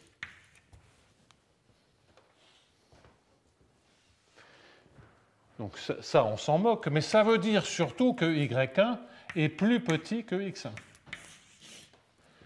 Donc x1, j'ai le droit de le prendre sur le domaine tout entier parce que c'est la formulation. Comme j'ai décalé un tout petit peu le rho epsilon de x moins y, eh bien sur ce terme-là, je n'ai pas de bord parce que le y, il est automatiquement toujours à l'intérieur. Donc lui, il n'y a pas de problème pour écrire une inégalité. Sur l'ouvert ou le fermé, on ne voit pas le bord. Donc la moralité, c'est que quand j'ai des x sur des y, il y en a toujours un des deux dont je peux être sûr que ça ne va pas jusqu'au bord. Mais je ne peux pas prendre les deux. Bien, donc dans ce cas-là, pour 1 et pour 3, parce que c'est exactement la même chose, je me sers du ρ plus epsilon, et pour 2 et 4, je me sers du ρ moins epsilon. Et donc, je peux maintenant justifier toutes les intégrations par partie et me ramener à la même démonstration que s'il n'y avait pas de bord. Donc, il y a, je répète, une toute petite erreur entre le ρ epsilon plus et le ρ epsilon moins, mais ça, elle est vraiment d'ordre inférieur. C'est une petite erreur multipliée par des intégrales sur des petits domaines. Donc voilà l'esquisse de la démonstration que je qualifie d'un peu plus simple et qui permet surtout, donc il y a cette astuce de décalage du noyau et celle-là je la reprendrai en détail dans le thème suivant du cours qui va démarrer dans pas très longtemps, qui sera ce que j'appelle les solutions saturées. Et là on verra beaucoup plus en détail cette technique de décalage du noyau. En fait, ça fait penser un peu à quoi, ce décalage du noyau? Si c'est l'analogue d'une idée dans les solutions de viscosité, c'est l'idée de Mété-Sonneur pour les contraintes d'état, dans lequel on pousse un point à l'intérieur. Là, c'est exactement ce que j'ai fait. Je pousse un des points à l'intérieur. Donc, en discutant avec l'horrible Charles, il me disait ouais, mais là, je lui disais, je ne sais pas comment présenter la démonstration à l'unicité parce que je ne suis pas content de cette démonstration. Je ne suis pas content de ces démonstrations, je sais les faire, mais je suis convaincu qu'il y a encore une démonstration plus simple que tout ça. Parce que simplement pour les conditions de Neumann et les solutions de viscosité, essentiellement, il n'y a rien à faire. Dans un cas d'un demi-espace comme ceci, on prend la démonstration à l'unicité et puis tout se déroule, à part transformer une inégalité large en stricte, il n'y a rien à faire. Donc je soupçonne qu'il y ait une manière de présenter les choses où il n'y ait rien à faire. Et je ne sais pas le faire. Donc ça m'irrite. Et donc Charles m'accusait de gagner du temps en faisant des retours en arrière pour avoir le temps de finir les démonstrations. Il n'avait pas tout à fait tort, mais pas tout à fait raison non plus, parce que j'avais vraiment envie de vous raconter les petits rappels. Donc voilà les esquisses démonstration. Il y a un premier type de démonstration qui est vraiment basé sur, c'est une relecture améliorée, ce qui est surtout nouveau, c'est la formulation de Bardos-Nedelec-Leroux plus une couche de Otto. La deuxième technique est, de mon point de vue, est beaucoup moins et plus élégante que celle-ci, parce que là j'ai mis sous le tapis toutes les merdes, il n'y a pas d'autre terme. Donc, elle est plus élégante, mais je soupçonne que l'on puisse faire des choses encore plus simples.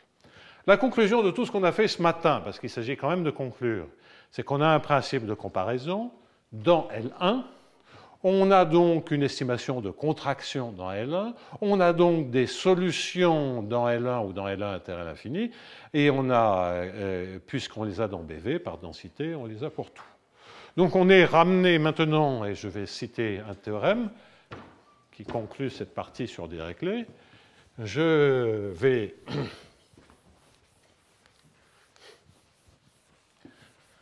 quand même, je repense à toi, Charles. De nos jours, les jeunes n'ont plus aucun respect pour les vieux. C'est quand même terrible. Moi, de mon temps, jamais je me serais permis de dire à un de mes profs « Ouais, bah, tu essaies de gagner du temps, là, tu nous amuses. » Ah, là, là, il y a un autre vieux con qui va dans le même sens, c'est ça? Tu confirmes? Ouais, bah, ça fait quand même un peu vieux con. Excuse-moi, Claude, mais on est deux. Au moins deux. Bien. D'abord, il ne nous tutoyait pas. Hein. Moi, quand je pense à une de mes anciennes étudiantes, Isabelle Cateau, je pense qu'elle a dû mettre 20 ans à arriver à me tutoyer, et encore, elle est passée du vous au il. Et le monsieur, il est content. Donc, pour éviter le tu et le vous. Alors, au bout de 3 mois, il te tape sur le ventre et il te disent tu. Bon, bref. Mais ça ne me gêne pas. Là, j'en vois 2 qui doivent se sentir horriblement gênés, mais c'est fait pour, mais ça ne pose pas de problème. Mais c'est quand même étonnant cette différence.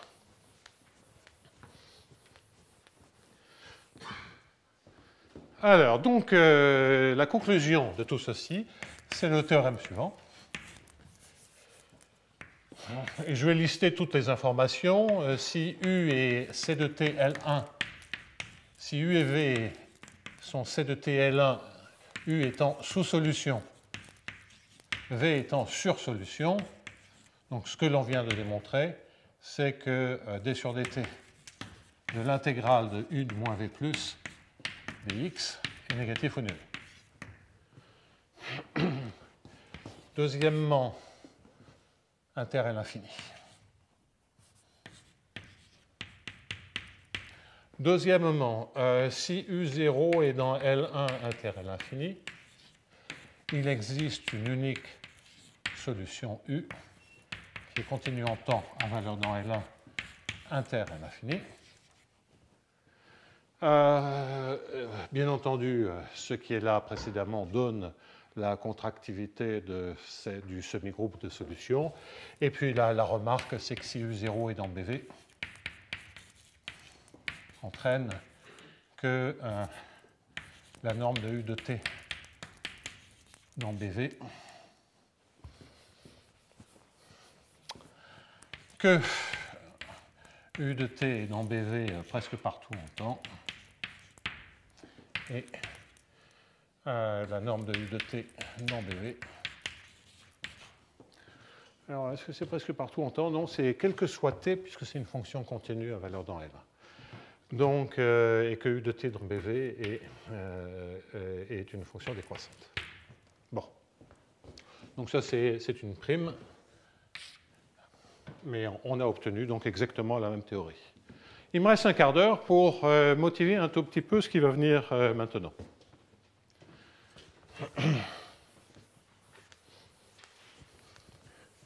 Donc là encore, ça va être de dire, au fond, on s'est inspiré, comme je vous l'ai déjà dit à 2 ou 3 reprises, on s'est inspiré à la base de la théorie des solutions de viscosité, on s'est inspiré de la théorie de Krouchkov, et après la théorie des solutions de viscosité s'est énormément développée, et maintenant on va revenir aux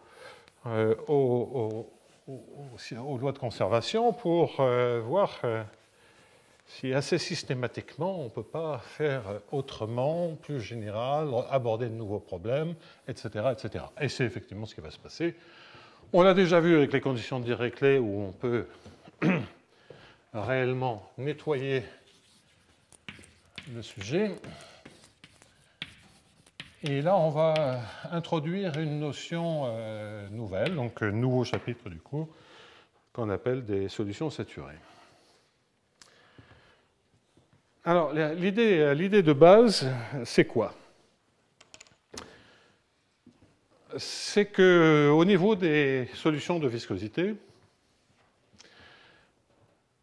on a, avec des hypothèses sur les flux, sur l'analogue des flux, on a ce qu'on appelle des conditions aux limites de contrainte d'état. Bien.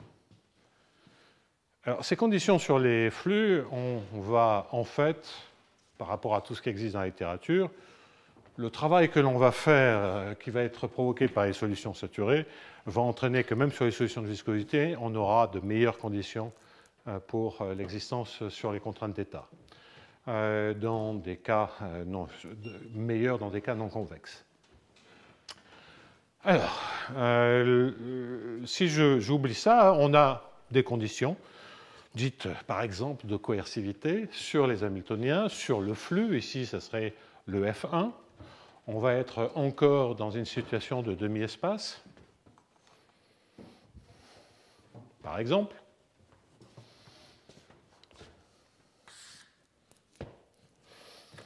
Non, je vais prendre un domaine quelconque.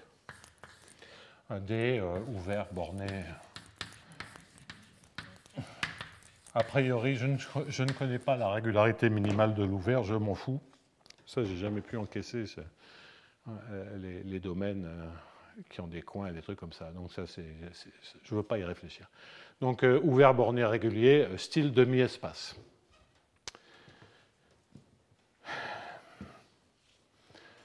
Quand on pose des conditions, on a compris comment formuler des conditions aux limites de Dirichlet.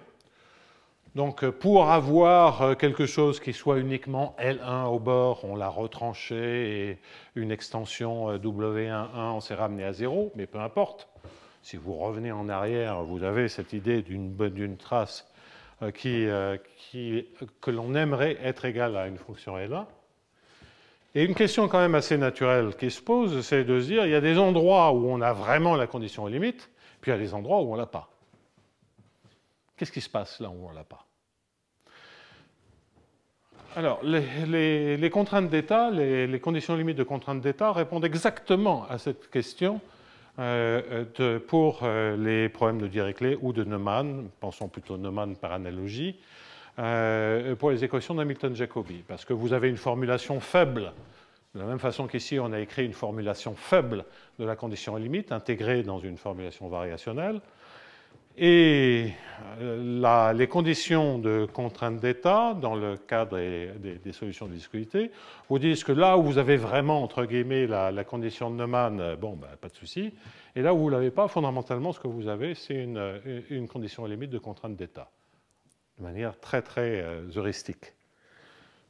Donc l'idée est que là où vous perdez les conditions aux limites, il y a quelque chose qui ressemble aux contraintes d'état. Si on avait une interprétation en termes de caractéristiques, c'est que ben là, en ces points-là, les caractéristiques ne touchent pas le bord. Okay? Lorsqu'elles touchent le bord, vous lisez la condition aux limites. Lorsqu'elles ne touchent pas le bord, ben, elles font comme s'il n'y avait pas de bord. Et ça, c'est ce qu'on appelle les contraintes d'état. Donc, la question, c'est quoi l'analogue pour des lois de conservation? Et avant, c'est quoi? C'est est-ce qu'il y a un analogue? Et la première étape là-dedans, avant même de dire est-ce que je peux arriver à comprendre la perte des conditions limites, la première question que l'on peut se poser, c'est est-ce qu'il y a une solution qui, partout, vérifie les conditions limites de contrainte d'état? Donc, pour les équations de Hamilton-Jacobi, on sait qu'il y a, avec des hypothèses sur le comportement à l'infini du flux, à savoir ici F. Donc, on sait qu'il existe un objet qui, avec des hypothèses sur F1, assure quoi? Assure que pour les solutions de viscosité, c'est une sous-solution de l'équation. Et quand on dit sur les solutions de viscosité, c'est une sursolution jusqu'au bord. Sursolution jusqu'au bord. Ah, mais dans les conditions de Dirichlet, c'est-à-dire Neumann pour Hamilton-Jacobi, on a vu que c'était sursolution au bord, avec une condition limite qui était 0 jusqu'au bord. Et là, quelle est l'idée? Ben, intuitivement, on a envie de se dire, il va falloir des hypothèses sur F1. Je voudrais construire un objet qui soit sous solution dans D, dans l'ouvert, et qui soit sur solution dans des barres, quelle que soit la condition aux limites, c'est-à-dire quel que soit K.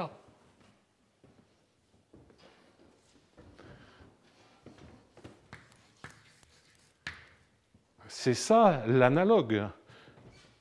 Alors, il y a un truc en plus, c'est que si on pense qu'il y a un analogue des solutions de viscosité, ça va être aussi la sous-solution maximale absolue, c'est-à-dire toute sous-solution sera en dessous de ça. C'est pour ça que je parle de solution saturée. On ne peut pas faire rentrer, on ne peut pas avoir d'objet plus grand. Alors, on ne peut pas avoir d'objet plus grand avec les hypothèses sur F1, c'est des questions de signes, etc. Au fond, je ne sais pas pourquoi je veux prendre un ouvert borné régulier. faisons simple, D égale toujours mon demi-espace.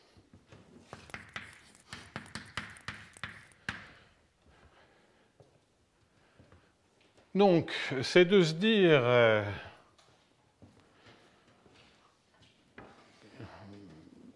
que ça fait le plus que cela peut faire, donc cette idée de sursolution, quel que soit K. Alors, beaucoup de questions, c'est pourquoi ça existe, d'où ça sort, pourquoi cet objet serait unique. Et puis, l'idée que si c'est une sous-solution maximale au niveau des équations d'Hamilton-Jacobi, si on a une formulation comme ça qui marche et qu'on a des comparaisons sous-sur-solution, ça veut donc dire que c'est une sous-solution maximum, ce qui veut dire que dans le cas où il y a une intersection avec Hamilton-Jacobi, non seulement on compare les solutions de viscosité, mais on compare leurs dérivées. Donc on a une information plus forte. Donc il y a plein d'analogies, mais de différences, d'informations complémentaires, etc.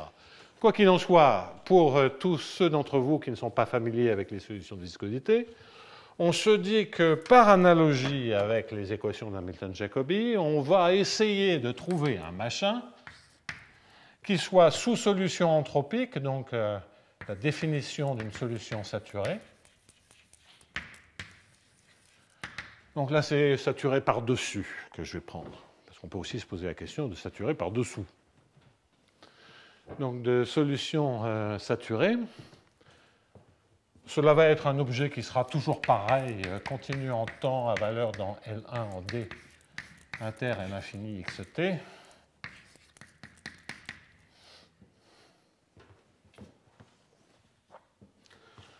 Qui vérifie la condition aux limites, bah, c'est un problème de Cauchy. Hein. Solution saturée, ça sera ça, pour une condition initiale.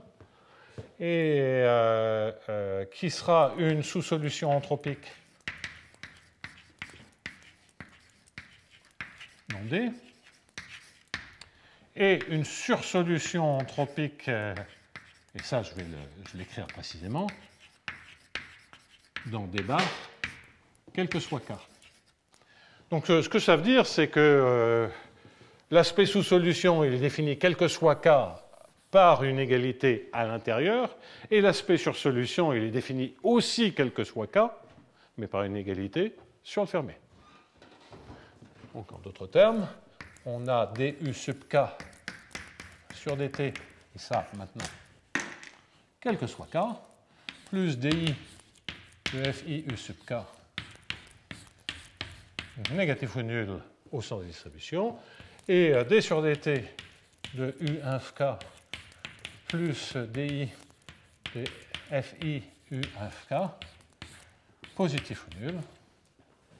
Ça, c'est pour x1 négatif, strictement négatif, et ça, c'est pour x1 négatif ou nul, avec les conventions que je viens d'introduire.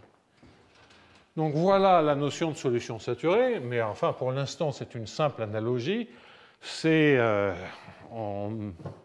une idée au pif, on va tester cette idée, enfin au pif, pas tout à fait, par analogie, et on se dit, bah, ça devrait être un analogue. Maintenant, est-ce que ça existe? Est-ce que c'est unique? Est-ce que par rapport à U0, on a des estimations de stabilité L1 ou encore mieux de contractivité? Ben, la réponse va être oui à tout. Mais il y aura une hypothèse sur F1 pour l'existence.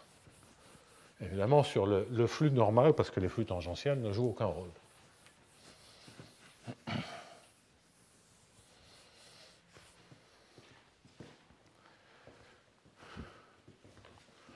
Bon, alors là, je pense que je vais m'arrêter là après avoir introduit cette formulation.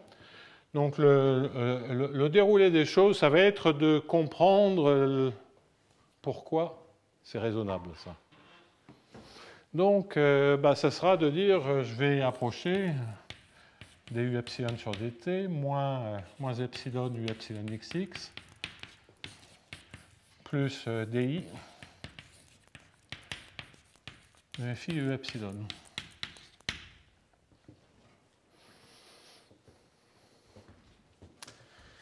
Et puis, la question que l'on va se poser formellement. Alors, l'analogue des solutions saturées quand il y a un moins epsilon laplacien, c'est quoi? C'est les contraintes d'état. Les contraintes d'état, lorsque on a un laplacien, lorsque ça existe, ça correspond à une condition initiale, une condition au bord, qui est sur le bord du domaine, c'est plus l'infini. Bon, alors ça demande des hypothèses de surlinéarité du F1 à l'infini. Je ne vais pas trop insister là-dessus parce que je ne vais pas me servir de ceci pour construire les solutions. Je vais me servir de ce problème-là pour justifier la définition. Donc on n'aura pas besoin d'en faire trop sur ce problème-là. La deuxième étape, ce sera un résultat de comparaison. Comparaison / unicité. Et la troisième partie, ce sera l'existence. Alors une méthode directe qui, en fait, dont on peut se resservir pour les équations d'Hamilton-Jacobi et trouver des conditions bien plus précises dont je pense qu'elles sont essentiellement nécessaires et suffisantes pour avoir une solution de contrainte d'état. Mais en quoi qu'il en soit, on le fera pour les lois de conservation. Donc ça, je pense que j'arriverai à faire ça, tout ça la semaine prochaine. Je crois que ça devrait être bon. Et je ne vais pas jouer la montre. Et puis dans 15 jours, je vous indique un tout petit peu le déroulé. 15 jours, ça sera... Oui, il y a encore une séance. Je ne sais plus s'il y en a... Aujourd'hui, nous sommes le 8. 15. Le 22, et je ne sais pas s'il y a un cours prévu le 22 ou pas. Je crois que oui. Non, les vacances, officiellement, c'est le 22 au soir, c'est ça? Je me tourne vers les jeunes, c'est bizarre, hein, les jeunes, ils savent ça. Donc, il faudra que je vérifie, mais je crois bien que j'avais... je ne sais plus si c'est prévu. Ça figure sur le site le 22, très bien. Mais donc, moi, je fais court, hein, de toute façon, je suis là. Donc, la semaine prochaine, on fait ça. Le 22, on parlera de solutions conservatives. Donc là, ça sera encore un sujet un peu différent, toujours avec des conditions aux limites, mais dans lequel on veut que la masse totale soit conservée. Donc qu'est-ce que ça entraîne comme condition aux limites? Puis après, on verra après les vacances pour la suite. Donc on va rester vraiment dans des conditions aux limites pendant 3 séances, avec la prochaine fois les solutions saturées, et puis après des solutions conservatives. Sur ce, séminaire dans un quart d'heure.